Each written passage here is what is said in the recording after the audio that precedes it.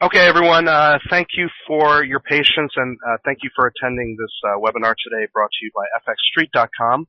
And today, my name again is James Chen. I'm the Chief Technical Strategist here at FX Solutions. Today I will be talking about finding high probability trading opportunities using my analysis and my trading approach. So we have about 45 minutes. I got a lot of material to go through. I'm going to go through a background and talking about exactly what I do when I look at the Forex market, when I trade the Forex market, and then I'm going to go ahead and show you some charts to see exactly what I'm looking at, seeing if there are any opportunities coming up for trading the currency pairs, as well as the metals, if applicable. Okay, so let's get going here. Let me get started here. Before I get started, I would like to give you an important notice that I will read a couple of sentences of, and then you can go ahead and read the rest. Forex trading involves substantial risk of loss and is not suitable for all investors. The information contained herein is solely for informational purposes and should not be construed as trading advice. I'll give you a few more seconds to read through that, and then we'll go forward. Okay, and if any of you are having any trouble hearing me or seeing my slides or my charts, please let me know in the chat window. Okay, and also before we get started, I would like to give you a quick overview of myself, in case you're not familiar with who I am or what I do. I am the Chief Technical Strategist here at FX Solutions. We are a global Forex broker. I've traded Forex actively since the inception of retail Forex, using primarily technical analysis. Although I do take into consideration fundamentals as well. For my day-to-day trading, I am almost purely a technical analyst. I'm also a Chartered Market Technician, or a CMT, as well as a Registered Commodity Trading Advisor, or a CTA, here with the NFA, National Futures Association here in the U.S. I publish daily and intraday analysis, including my chart of the day that you find on FXStreet.com, as well as our website at FXSolutions.com, as well as, I have an intraday analysis and education blog at FXPath.FXStreet.com. I've authored numerous articles in these publications that you see here. Just a quick note, in the next issue of Technical Analysis of Stocks and Commodities magazine, I will be coming out with a new article on strength and weakness pairing. In terms of the technical analysis of stocks and commodities article that's coming out next month, it will be on strength-weakness pairing, which I will be talking a little bit about today, and it's really consuming much of my research at this moment on trying to pair strength and weakness within the Forex market. And I'll show you exactly how I do that in a second. Now, I'm also quoted on a regular basis by Reuters News, Dow Jones, Associated Press, International Herald Tribune. I'm the author of 2 books, Essentials of Foreign Exchange Trading, which came out last year, and Essentials of Technical Analysis for Financial Markets, which came out this year. I have a DVD set with FX Street. It's called High Probability Trend Following the Forex Market. You can take a look at that. It's available on FXStreet.com. Okay, so let's get started with the main part of this presentation. Now, what are we talking about? We're talking about, if you've ever seen any of my analysis, it really shows my approach to the market. Now, what is the point of my approach to the market? It's all about finding high probability trading opportunities. Now, what are my primary trading principles? My primary trading principles, first and foremost, is to seek high probability opportunities. Now, I'm not talking only about entries here, trade entries. I'm also talking about exits and the management of a trade while it's going on. So what I'm trying to do in everything that I'm doing is to seek high probability opportunities. Now, how do I do that? First and foremost is trend. I'm always looking for the trend, and we'll see some strong trending currently in the markets. It's very timely that we have this webinar right now because we see some very strong trending, especially on most of the majors, including Euro-Dollar. Remarkable trending on Euro-Dollar, as well as on Dollar-Yen, but I'll talk a little bit about Dollar-Yen in a second, as well as other currency pairs. So I primarily look for trend. I'm always looking for trend in the market. Again, I'm seeking high probability opportunities. I want to be on the right side of the trend. Now, number two, I'm looking for strength and weakness pairing. Now, I'll talk about that in a second, but basically what I mean by this is, you look at equities, the equities market, you look at the futures market, and you look at the Forex market. What is one of the main differentiating criteria of all of these markets? Well, first and foremost, Forex, in the Forex market, you need to trade pairs. You're not just trading one entity, you're trading in pairs. And this can be an extreme advantage, and I'll tell you why in a minute. Multiple time frames. Different time frames are simply different representations of the same price action. However, you're getting different perspectives. And what I look for primarily when I'm looking at different time frames, I'm looking for agreement of time frames. And I'll show you that in a second as well. Confluence. I always talk about Confluence. If you've ever seen any of my webinars or seen any of my analysis, very often I'm talking about Confluence. And simply what Confluence is a confirmation or different rationale, more than one rationale for getting into a trade or getting out of a trade or what have you. Okay, so whether it be a support line coupled with a Fibonacci level, coupled with a pivot point, or what have you, if you put them all together, they make for a stronger rationale, stronger reason for getting into a trade. So that's Confluence. Support and resistance. You look at any of my analysis, I rely very heavily on support and resistance. Most importantly is the horizontal support and resistance where price turned or reversed in the past, as well as trend lines, which is dynamic support and resistance. Volatility and consolidation breakouts. We saw this on the euro dollar just the last couple of days. We had a retracement or correction, and then a breakout to the upside in the direction of the trend. Very, very clear consolidation or a correction breakout. Okay, and this is what I rely upon very heavily when I'm looking to trade in the direction of the trend. Price will always move, whether it's in a trend or it's in a non-trending situation, price will always rest. And it'll always either consolidate or retrace, and you're looking to play breakouts of those consolidations or retracements in the direction of the trend. When I'm managing my trade, I'm always looking to lock in gains as well. Okay, so this has to do with trade management. Locking in gains, I'm not necessarily profit targeting, although I will always have a profit target on my trade. I'm looking, most of the time to lock in my gains if there are gains to be had. So whatever the market's willing to give me, I'm going to try to take that, and I'm going to try to keep it and lock it in. Risk management is probably the most important aspect of any type of trading that you do. I'm not going to talk about that at length today because that probably requires its own webinar, but risk management is a very important element of your trading, probably the most important element. Okay. Okay, so I'm going to go one by one through these, and then I'm going to show you my charts to see what we're talking about here. Okay. Now, trend. What do we mean when we're talking about trend? For those of you who are familiar with trading, this is very straightforward. So I'm just going to go through this real quick. Currencies, and if you have any experience with the Forex market, currencies tend to trend often and for prolonged periods. We'll see that time and again on all the currency pairs. Okay, and what am I trying to do when I'm trading with the trend? I'm trying to take the path of least resistance. I'm trying to ride the market momentum. It makes a lot of sense to me.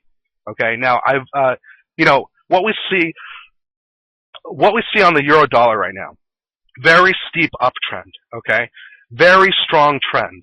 Okay, and wherever possible, I will trade with a strong trend. Now, I may not find an opportunity to trade with that strong trend. So I will wait for an opportunity to trade with a strong trend, so whether it be a volatility breakout or a consolidation or retracement breakout. But what I always will do is avoid trading against a strong trend. So like the euro dollar, we see that it retraced pretty significantly 2 days ago. Now that retracement, am I going to go short? I see it going down. I see it correcting, retracing. Am I going to go short on that retracement? I would not. Okay? So I will always avoid trading against a strong trend. At the same time, wherever it is possible, wherever I find an opportunity, I will trade with a strong trend. So that's very important. Now, I trade consolidation breakouts or retracement correction breakouts in the direction of the trend, and we saw that on the euro dollar. And one of the main tenets of trend following or any type of trend trading is to target substantial profits during prolonged trends to more than make up for smaller controlled losses. So as you can see here, this is these are very perfect depictions of trends. You have uptrend support here, downtrend resistance here. You don't always find these types of perfect trends, but this is what you're looking for. Okay? And within each of these trends, we have consolidations, sideways movements, we have retracements, and I'm looking to play those breakouts. Okay, so that's trend. Okay, strength-weakness pairing. Now, I haven't talked a lot about this in the past. This is really the focus of my current research is on strength-weakness pairing, and I've done a lot of research on this. Now, what is the background? Okay, so strength-weakness pairing, what is it? Unlike any other major financial market, spot currencies can only be traded in pairs. Okay, if you traded forex at all, you know this. Now, this is a distinct advantage over the equities markets, the futures markets, or what have you. Now, trend traders can take advantage of this. How can they do that? You always hear technical traders talking about buying strength, or selling weakness. Now, with the forex market, you could buy strength while simultaneously selling weakness. Now, what does this mean? This means that any directional position that you take magnifies the potential, the directional potential of that position, or doubles it. Okay, so not only are you buying strength or selling weakness, you are buying strength while simultaneously selling weakness. And that, to me, is very strong in terms of the directional potential. So you have a better probability of getting it right. Okay, getting the direction right at least. Now, strength and weakness can be measured many ways. A lot of fundamental traders will look at economies, will look at interest rates, central banks, etc., to denote strength or weakness in a certain currency. How do we do it as technical traders? We look at price action, which is the most important aspect of any market, in my opinion. Price action. How do we deal with price action? We look at percent price change against all the other currencies. So you look at euro; it's been very strong against all the other currencies. Okay, and you have a percentage price change from some time in the past to the current time, and there you have the strength for that particular period, strength or weakness. Okay, so what you're looking to do is you're looking to identify the strongest currencies and the weakest currencies, and then pair them together to result in a robust trading position. So, for example, let's say the euro is very strong against all the other currencies. The US dollar is very weak against all the other currencies on a certain time frame. What do you do with that information? Perhaps you're looking to buy euro and sell dollar, and then you have a stronger position there. Directional position. Okay, that's strength weakness. I'll talk a little bit more about that in a second. Multiple time frames. I talk a lot about time frame strategy, multiple time frame strategy that I've helped develop, which is you look at 3 different time frames, and you're looking for basically what you're looking for is agreement. So you're looking for in any trending situation, you're looking for trend, you're looking for pullback, but then turn back towards the trend, and then you're looking for a breakout in the direction of the trend. And you can look at on my FX Street, my recorded webinars in the past. I have a couple of different webinars on multiple time frame trading. You can take a look at that. But basically, what you're looking for, if you're not using that specific strategy, you're looking to seek agreement among different time frames. Once you do that, then you have a higher probability of getting the directional position correct. So often what I'll do is I'll look on longer term time frames to look for the trend time frame and only trade in that direction. And trends can be determined many ways, including trend lines, moving averages. I have a method for using multiple moving averages. You could use oscillators or what have you. But there are many different ways to denote trend. The main idea is to seek agreement among different time frames. Okay, so how do we combine multiple time frame agreement and strength-weakness pairing? Now, this is a very simplified example here.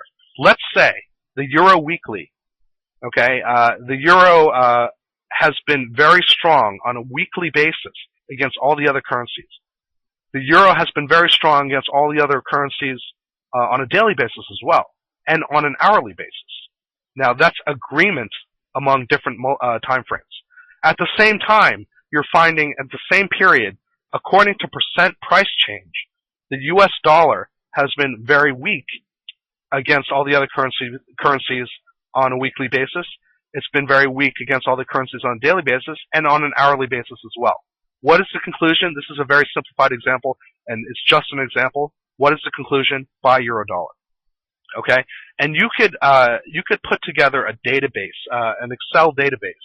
I happen to use Excel to look at percentage price change and do the automatic calculations against different currencies to see strength and weakness across different time frames. And that's exactly what I do. Okay, so I'm looking at an Excel spreadsheet, not necessarily at a chart. I'm looking at it for this element of my trading. I'm looking at an Excel spreadsheet. I'm looking for strength and weakness on the different currencies against each other, and then I'm looking for agreement. And then that is, to me, is a high probability methodology for looking for a directional position. Okay, so I have this automated strength weakness database on Excel. You may have another way. You may have an EA that does it, but that's the basic principle behind that. Okay, Confluence is wherever possible. I'm looking for areas where more than one technical factor provide rationale for a trade entry. So anytime I'm looking at any chart, I'm looking for where different factors come together to provide rationale for a trade. Okay? Now, Confluence is not about being paralyzed by analysis. It's about looking for more support for your trade. Okay? Now, the key tools where I'm looking for Confluence are support and resistance levels, trend lines, Fibonacci, pivot points, bar and candle patterns, chart patterns, moving averages, oscillators, volatility indicators, etc. Okay? Now, here's some examples of Confluence that I talk about a lot. Let's say, for example, that you have a chart where you have a horizontal support level. It coincides with an uptrend support line, and price bounces off both of these lines at the same time. That is simultaneous Confluence, and that, to me, is a higher probability than if you just had that support level or just had that uptrend support line. By the same token, a lot of people use this. Let's say this third example here. You have different Fibonacci runs on your chart. Okay, let's say you have a major run and you have a 61.8% Fibonacci level there, and then you also have a minor run with a 38.2% Fib level, and they exist at the same point, and then there's a bounce off that level. Okay, that to me is strong Confluence. You have Confluence of two Fibonaccis, two major Fibonacci levels coinciding with each other that gives more rationale for that trade. Let's say also moving average. Moving averages often work very well as support or resistance. Let's say it coincides with an uptrend support line. That is also Confluence. Now, I talk about this one a lot, this example here, a hammer candle after a downtrend.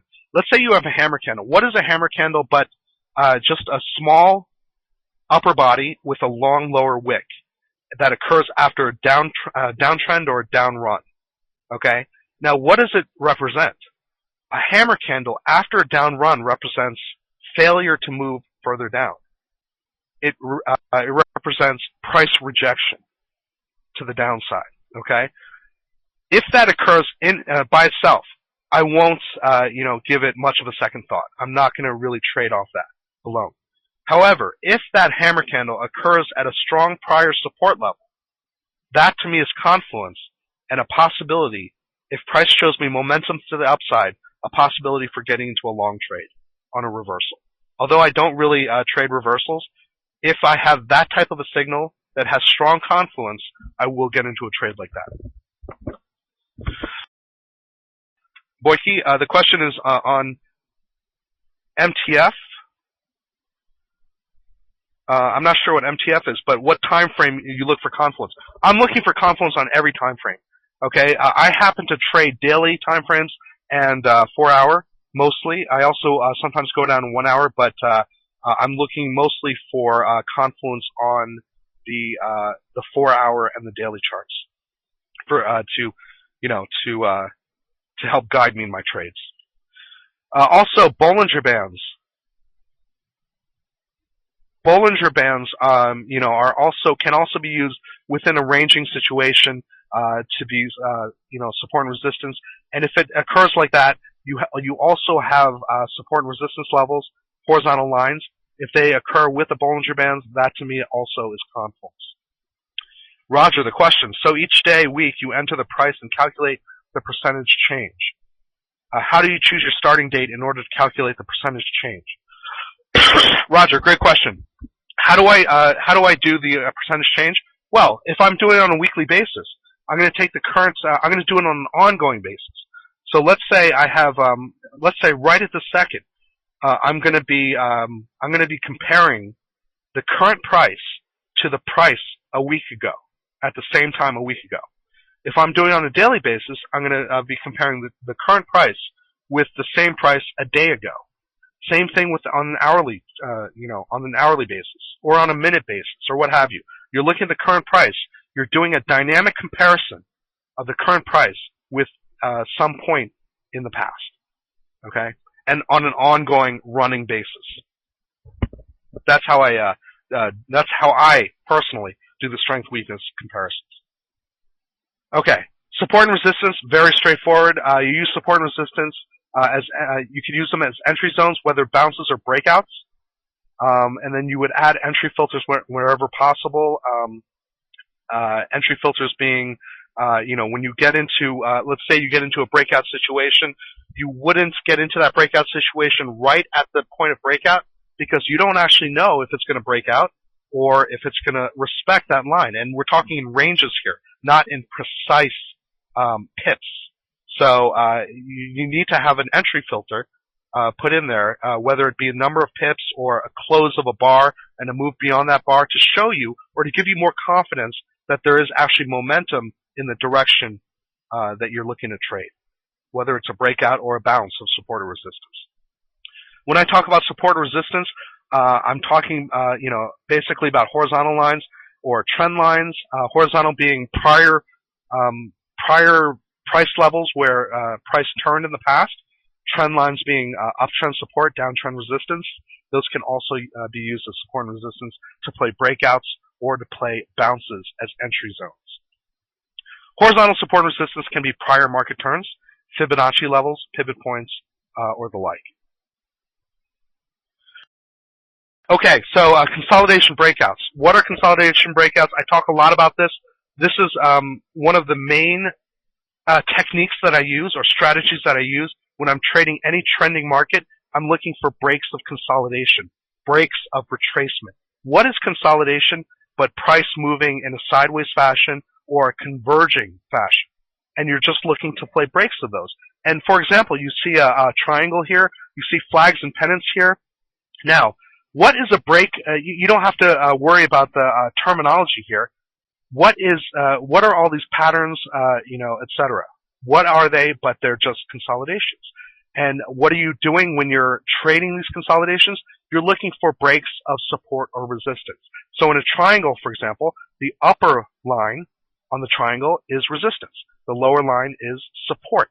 And in a trending situation, when price consolidates like this, you're simply looking to play breakouts. If it's an uptrend, you're looking to play breakouts to the upside above resistance. And if it's a downtrend, you're looking to play breakouts to the downside of support. Same with flags and pennants. These are, I'm looking for continuation patterns. I'm looking to play breaks of support and or resistance in the direction of the trend. Okay? Also retracements. If you look at a flag, for example, this flag that I've illustrated here, you have a move up and then a slight retracement. And then what you're looking for is a break to the upside. Okay? If this is an uptrend, you're looking for a break to the upside above this resistance. Okay? It's all the same thing. Consolidation, retracement, it's all basically the same thing. In terms of how I trade, I'm looking to play breakouts in the direction of the trend. Volatility. Very closely related to consolidation breaks What are you looking for? You're looking for range expansion, momentum in the direction of the trend, range expansion. So this is based upon the assumption that it's often correct that in trends, low volatility follows, high volatility. This should be high volatility follows low volatility. Okay? So you're looking for high volatility to be following low volatility. What is low volatility? A triangle. A slight retracement, a minor retracement. That's all low volatility. And then you're looking for higher volatility, preferably directional volatility in the direction of the trend. Okay? And I talked about all this. Key tools for measuring volatility, Bollinger Bands, bandwidth tool, chart patterns, trading ranges, ATR, etc. Here's some examples of volatility trading. We have Asian range breakout. Back in the day, a lot of people used to trade this. After the close of the Asian session, you have not the close of the Asian session, the opening of the European or the London session. You're looking for breaks of the Asian range. Okay, a lot of people, that is pure volatility trading. Okay, trading dips and uptrends or rallies and downtrends. This is what I talked about. Breaks of tight horizontal trading ranges, Bollinger Band squeeze. These are all volatility trading. Basically, what it is, you're playing breakouts of consolidation or retracement. Continuation flags, pennants, triangles, turtles trading, narrow range breakouts, etc. You're looking to trade breakouts in the direction trend. This is all trend following. Okay. And then very quickly, I'm going to go through locking in gains, and then I'm going to go show you my charts. Locking in gains. I talk about this a lot. I'm always managing my trades during the course of a trade. I'm not just getting into a trade, setting a stop loss, setting a profit target. For me, I like to manage my trades while they are occurring. And preferably, the trades that go into profit, I'm looking to manage those on a dynamic basis. So, at the very least, what I'm looking to do is to move my stop loss to break even after the trade develops in a certain fashion. After a trade develops, after a certain time, a certain, number of pips or a certain, what have you, according to the technicals on the chart. Once it develops in that fashion, I will at least move my stop loss to break even. After that, if the trade continues to develop in my favor, I will manually trail my stop losses, move my stop losses according to the technicals. These are all ways to lock in gains, okay, and to avoid losses. And very importantly, both of these practices, both moving your stop loss to break even and manually trailing your stop losses, are great ways not only to lock in your profits and to seek consistent profitability, but also to diminish stress and emotions during trading, which is very, very important. The psychology of trading is extremely important. Okay, so this is locking in gains. Very important. Risk management, I'm not going to go through a lot of this. It's very important, and it probably needs a new webinar, or even, books have been devoted to risk management. It's that important. Managing risk is one of the primary keys to consistent net profitability. Really, when you take a look at it, no one knows where price is going to go at any given time. Very hard to know. Now, the best that we could do is to take advantage of the times when we're right directionally, and minimize the risk when we're wrong. And that just makes perfect sense. Okay? Good risk management can only help with good trading strategy, but can turn a mediocre strategy into a net profitable one. Okay? And discipline, of course, is the key. 3 risk concepts you need to keep in mind is optimal risk-reward ratio. Always keep that in mind. Maximum percentage risk on each trade. Very important. And proper position sizing. Also extremely important. What do I mean by maximum percentage risk on each trade? You have to set a limit as to how much you are willing to risk on each trade and stick to it. Now, when you get into a trade and you set your stop losses, what I mean by maximum percentage risk on each trade, I don't mean set your stop loss at 20 pips because that's your maximum risk per trade. I mean set your stop loss according to the technicals, and then set your position size according to your maximum percentage risk on each trade. Okay? That will follow from your stop loss. Hopefully that makes sense. For those of you who have been in my webinars before, I think you know what I'm talking about. Again, this is a much bigger subject that should be dealt with on its own. Okay, technical stop losses. This is just an idea. When I say don't set your stop losses according to number of pips, that's exactly what I mean. How do you set your stop losses? Simply according to the technicals. Now, this is a very simple example I have here, a very simplistic example, but it shows the philosophy behind it. You use initial stop losses that conform to technical levels, not to arbitrary criteria like amount of pips or dollar amount. So as you see here, I have a stop loss here where the market is telling you, here or maybe a little bit above that, where the market is telling you that you're wrong. And at that point, you're out of the trade. This is if your manually trailed stop loss did not already get you out of the trade. Okay? But a stop loss here where the technicals are telling you you're out because you're wrong, that's the right place to get out. Okay? And not according to the amount of pips or the dollar amount that you can afford to lose. Now, what I do again is manage risk constantly during the life cycle of a trade, not just at the beginning of the trade. And I do that by moving my stop losses. Okay, so I'm going to get to my charts in 1 second. Putting it all together, combine trend determination on multiple time frames with strength-weakness pairing and volatility breakouts, and put this together with good risk management. I know it's a lot to remember. It's a lot of material, but if again, what unifies all these concepts, what puts them all together is look for high probability opportunities. That's what you're trying to do. Everything I'm talking about, Confluence, multiple time frames, strength, weakness, trend. Everything I'm talking about comes all together into one idea. Seek the highest probability opportunities you can and keep your risk management in place. Okay, let's go to the charts.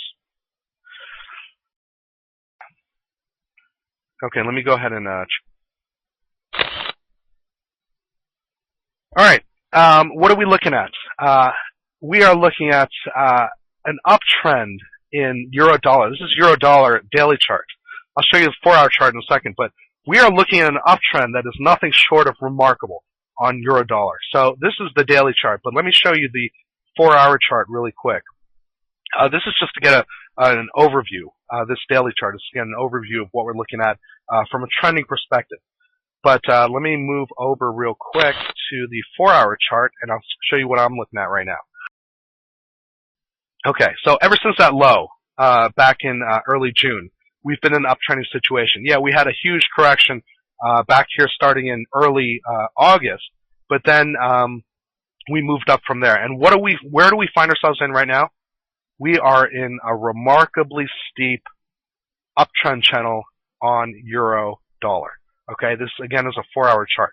And as you can see here, I drew this uptrend channel a while back.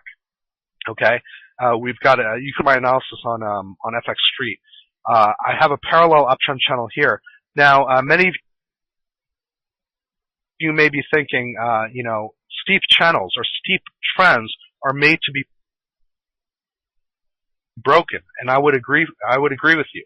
But at this point, euro-dollar has not yet broken this trend. Now, as we can see here, we've had many opportunities within this uptrend, this very steep uptrend in the past several weeks, to go long on dips and go long on breakouts of resistance lines, breakouts of resistance lines, and breakouts of retracements.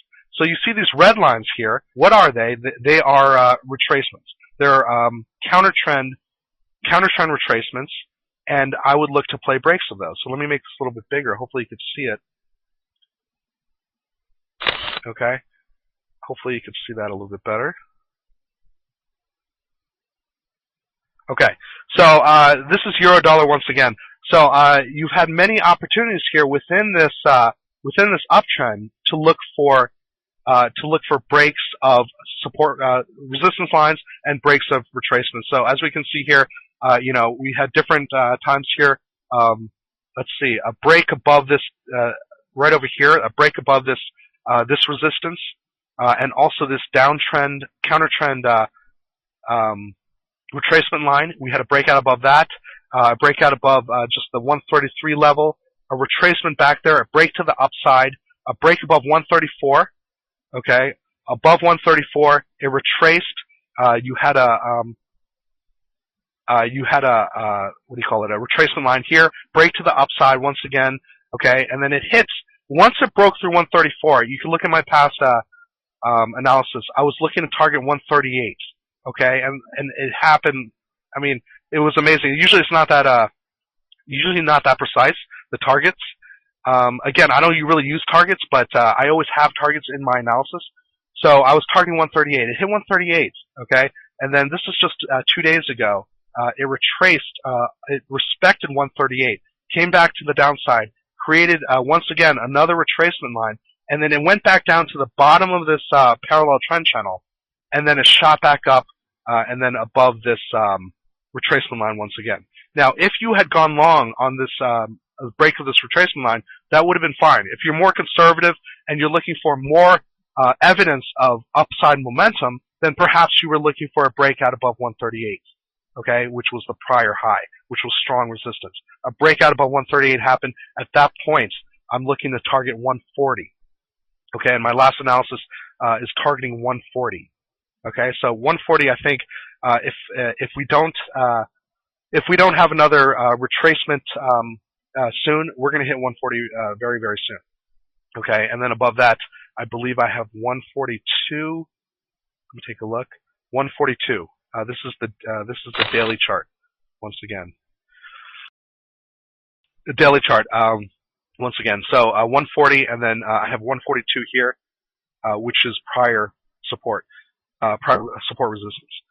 So let me turn again to my 4-hour chart. Okay, so again, very strong channel here.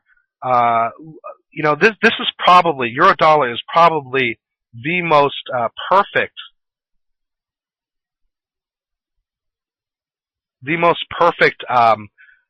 channel that I'm looking at, that I've looked at recently. Okay, because it's just pretty textbook, very straight, lots of good retracements, respect of the lower line, and then breaks to the upside. So 140 on euro-dollar is my call. 142 above that. I think we're in for a little while at least. We're in an uptrend on euro-dollar.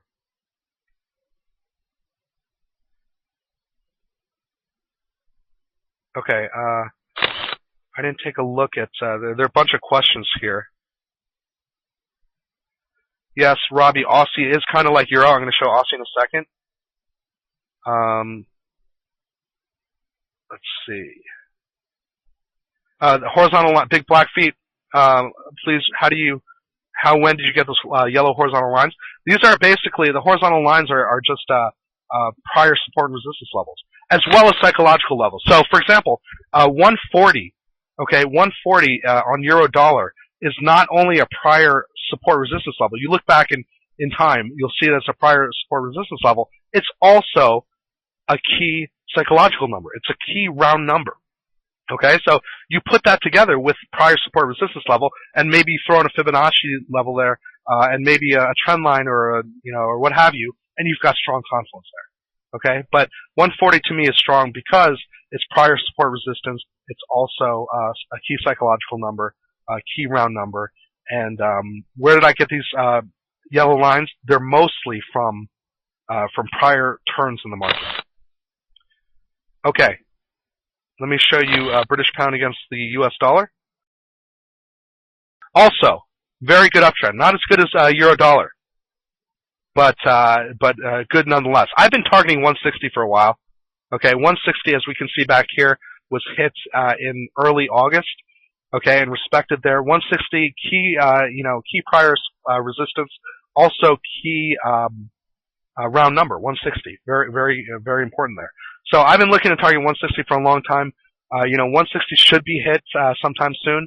I'm mildly bullish on British pound against US dollar. Not as much as on euro dollar, but 160 should be hit.